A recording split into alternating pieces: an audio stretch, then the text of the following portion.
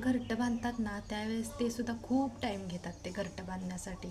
व्यवस्थित चारी बाजूने विणून घेतात, जसं हवं तसं बनवतात.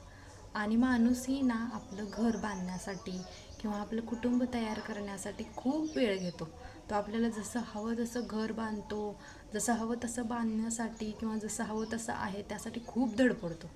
पण जेव्हा वादळ वारा सुटतो ना त्यावेळेस हे पक्षी, त्यांना बोलायला येत नसून किंवा त्यांना हात नसून अगदी जीवाच्या आकांताने म्हणजे शेवटच्या श्वासापर्यंत ते घरटं म्हणजे वाचवण्यासाठी धडपडतात.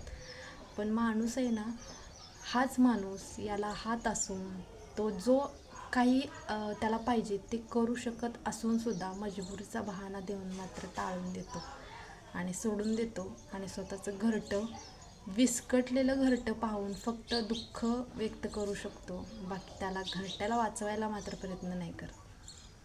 हेच वास्तव आहे. आपल्यापेक्षा तर पक्षीच चांगले म्हणायचे.